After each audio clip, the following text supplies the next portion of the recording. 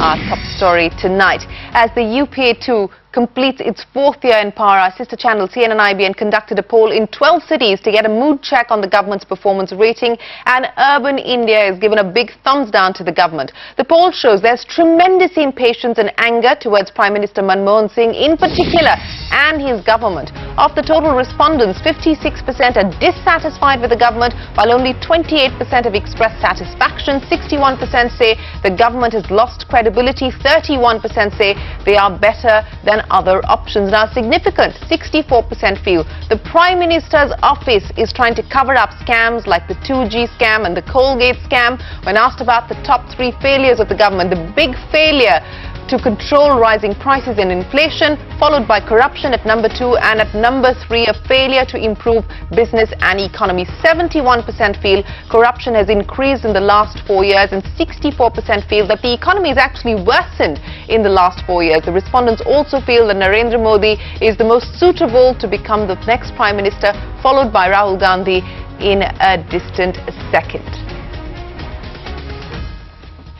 Well, to discuss the implications of all of that and more, we've got with us a stellar cast. Joining us, of course, is Rajdeep Sardesai, Sunil Jain of the Financial Express, and Siddharth Zarabi.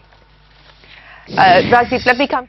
Years of the UPA government, our sister channel CNN-IBN has conducted a poll of urban India. The findings are not surprising, to say the least. Joining us now to discuss the implications, Rajdeep Sardesai, Sunil Jain, and our very own Siddharth Zarabi. Rajdeep, let me come to you. You know, it's very, very clear urban India has lost patience as far as this government is concerned. Urban India is not satisfied with this government. Urban India feels that this government and the Prime Minister has lost all credibility. Absolutely. The figures of the poll clearly show there is extremely strong anti-incumbency. There's anger. Yeah. If you look at the numbers, they clearly show that people have lost faith in Manmohan Singh. Yeah. And when we say urban India, remember, urban India can cut across classes. It's, it doesn't just include the middle class. It also includes the people who live in the slums. And many of them clearly feel rising prices, corruption. And rising prices is the #1 failure of inflation and rising prices. That is usually the case with every poll. Followed by corruption. Followed by corruption, but it's this perception of drift, of a lack of governance and a lack of leadership. I think that's the problem. What it shows is Manmohan Singh, on whom the middle class in urban India had reposed a lot of faith in 2009, except Bangalore, every other major city had gone towards the UPA, has clearly felt betrayed by the last 5 years of promises that have not been met. In fact, I want to pick up on that point, Sunil, because to my mind, that was the big surprise, the loss of faith in Manmohan Singh as an individual and the loss of faith in the Prime Minister's office. Because when we've asked questions like, is the Prime Minister's office covering up scams, majority, 2/3 of the respondents think that yes, the PMO is trying to cover up scams. The Prime Minister is not seen as either bold or tough-talking in taking decisions. The performance of Manmohan Singh across the board, more than half the respondents have voted his performance in the second term as poor. Well, you know, I see what Rajdeep said, and I completely agree with Rajdeep. The middle class seems to be fed up, and they want things to happen. But let's also realize that India is not just the middle class. So I think there is a a non-middle class. Could things be different? India is not just urban. So India shining went wrong for the BJP. Could this swing the other way for the Congress? There is a rural India, which we need to take into account. But having said that, I'll say a couple of things here. One, if you want to have an election today, I have no doubt in my mind that the Congress will do very badly. In fact, generally elections are never won by parties, they are actually lost by parties. So I think the Congress will do very badly. But by the way, the poll shows up, it's absolutely divided. People don't want an early election at this point in time. Actually, 50-50 between whether they want an early election or not. But I'm just saying purely from the government's point of view, with the economy bottoming out, with inflation, for example, which is one of the things that your poll shows up. Inflation is clearly, on the downward trend. We've beaten the hell out of inflation. So I think, if this government is able to just stay on for another 6 to 8 months, you clear a couple of big projects. There's a big city called Dholera in Gujarat, which is coming. It's a 70,000 crore city. Where Siddharth lives, in Dwarka, there's a 20,000 crore exhibition center coming up. You see 4 or 5 big projects like this coming up. and the mood changes. And if the monsoons deliver, Siddharth, so this government is probably going to hope that they are able to push this along to early next year, if not all the way to May. Well, the average inflation has actually almost doubled in UPA-2. Agricultural growth has almost fallen. GDP growth has fallen off the cliff. So I don't think inflation is bottoming out. It is the government's managed WPI indicator. CPI inflation is far ahead of that.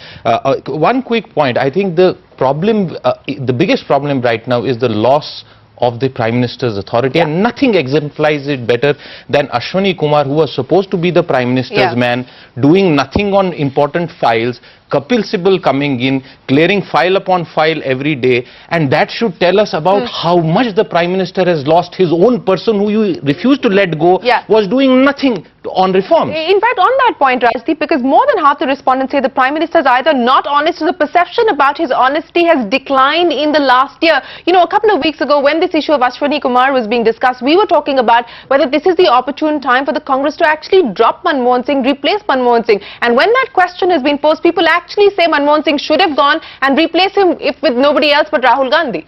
You see, if there is so much of anti-incumbency against the government, it is against the Congress party, but it is also against the person who is perceived as the head of the government, which is Manmohan Singh. Now, there are governments, and there have been examples in the past, when you have serious anti-incumbency, then you are tempted to change your leadership in the hope that if you change your leadership, some of that anti-incumbency will get diluted. The best example was Margaret Thatcher, the most powerful Conservative Prime Minister, lost her job in the last year of her term, and she was replaced by John Major, and the Conservatives won. The problem is Sonia Gandhi is risk averse, and there is no one to replace Manmohan Singh around whom there is a consensus. But actually, Rajdeep, the question is who can replace Sonia Gandhi, because everybody sees her as a leader. But who can also replace Manmohan Singh? The irony is, it's all very well to say Manmohan Singh can be replaced, but who will replace Manmohan Singh? Because you are now in a situation where nobody really wants to be seen as a loser. Anyone who takes on this government and wants to be seen as a potential Prime Minister is perhaps being doesn't want to come in at the fag end. Nobody wants to take the burden of series of... I think what has happened, one corruption scandal after another has created the impression that this is India's most corrupt government since 1947. And I think that is the tag. It's an example of a so-called honest person. Now they say so-called honest person, but who heads a manifestly corrupt government. But let's talk about the road ahead. And when people were asked which candidate would you like would you like to see as Prime Minister, majority, more than twice the support that Rahul Gandhi or Manmohan Singh got, Narendra Modi got. So there's absolute, and 91% by the way in Lucknow supporting Narendra Modi for Prime Minister. Let me start with you, Sunil. So one, we know where he's going to stand from when the elections come, but you know, I mean, I agree, you know, Narendra Modi obviously has the impression, you know, he conveys the impression of a doer. You can look at Gujarat, it's obvious a lot of stuff is happening in that state. And it's, you know, it's possible that he may be a better Prime Minister than, you know, some other people within the BJP itself. But I think, you know, let's keep one thing in mind. I mean, we don't want to get into whether Narendra Modi will make a better Prime Minister than somebody else, because he needs to get there. But I think, you know, keep one thing in mind, and I'm not saying that Mr. Chidambaram is the, you know, the candidate for the Congress party either. But in the last 8 to 9 months that he's been there, we've seen the government or the economy actually retrieve a lot of lost ground. I agree with you. The point is that, you know, I agree with you. But Siddharth, you know, there's been so much of this buzz in the corridors of power whether Chidambaram is going to be the guy who we may see 10 Janpath install in place of Manmohan Singh come 2014. What's your own sense? The question is whether Mr. Chidambaram himself wants the job. I think it's let's be clear. For all his public posturing about I don't want the job, let's be clear. Well, he did a great job in restoring a sense of semblance to the Home Ministry. So he is the only guy to sort of do the firefighting around.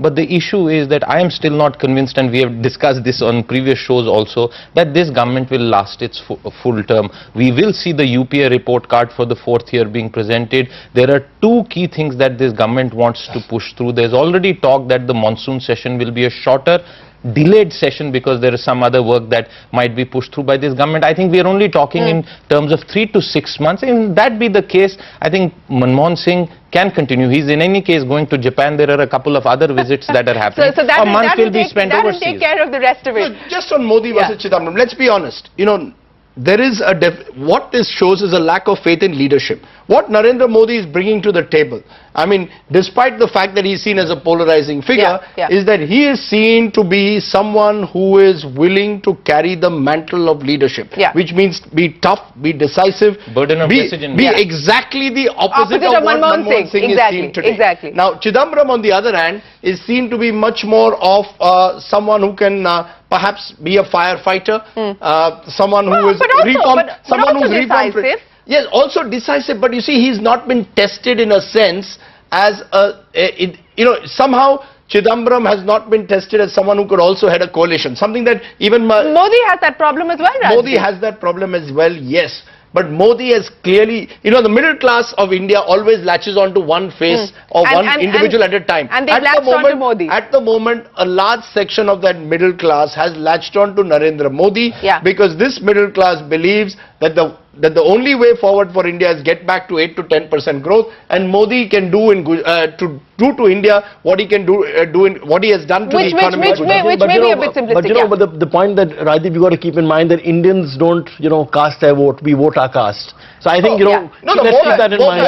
More than that, Shireen, and I think that's the limitation of this poll, is that what is clear is that there is a sharp regionalization taking place in our politics. One of the challenges for Modi or anyone who wants to be Prime Minister in 2014 is how are you going to overcome that regional divide? How are you going to be as attractive to the voter in a Karnataka or a Andhra Pradesh or Tamil Nadu as you are in UP or Bihar? Absolutely, but there's going to be no cause for celebration for the UPA. They're going to be extremely worried about the next couple of months and of course about 2014 if there isn't an early election. Rajdeep, Sunil, Siddharth, appreciate you joining us here.